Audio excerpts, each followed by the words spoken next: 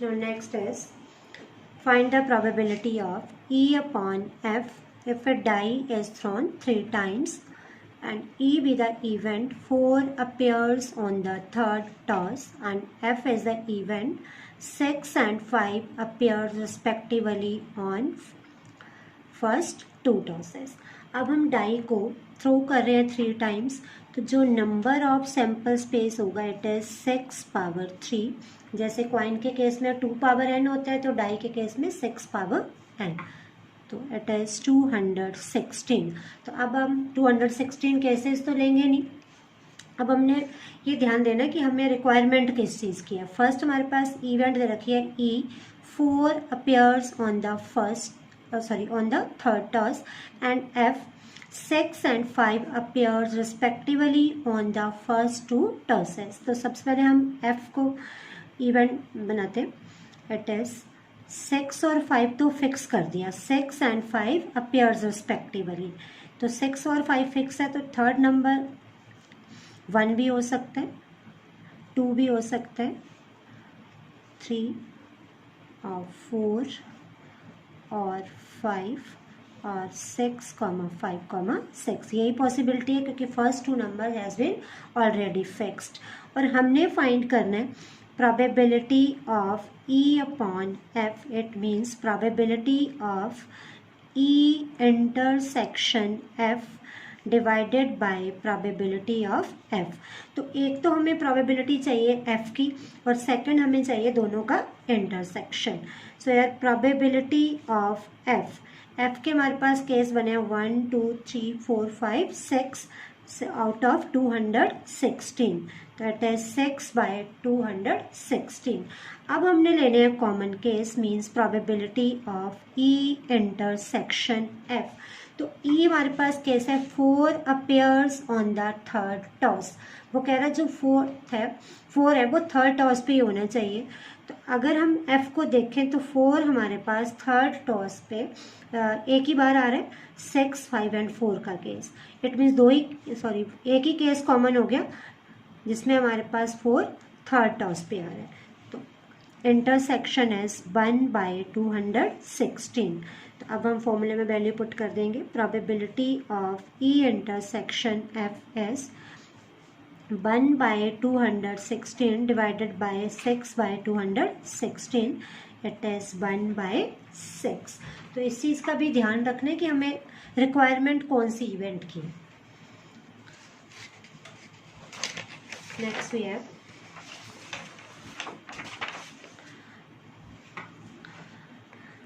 a family has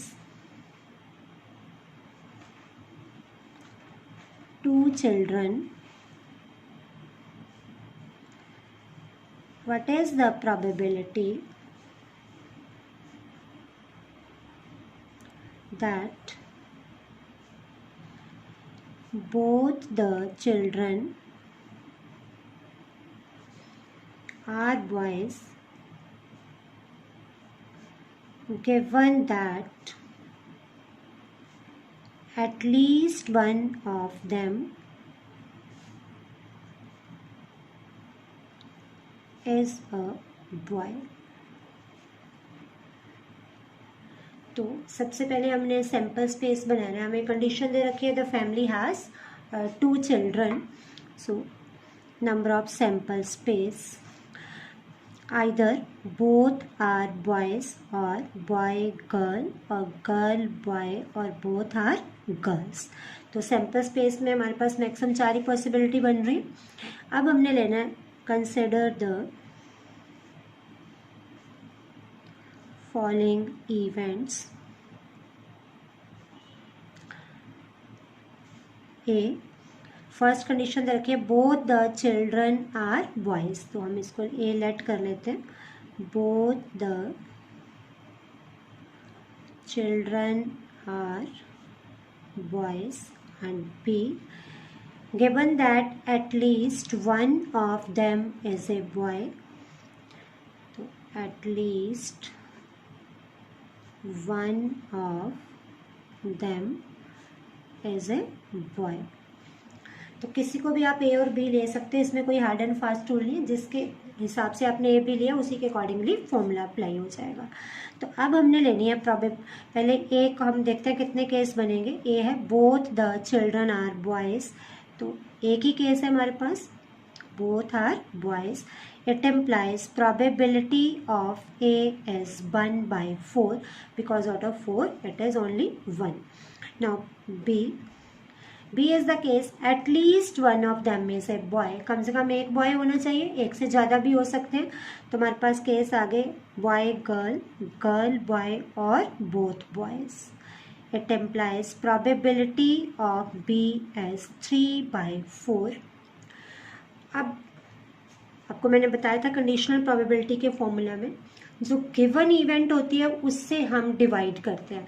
तो इसमें given है, given that at least one of them is a boy. तो ये वाली कंडीशन गिवन है जिसको हमने क्या लेट करा है बी।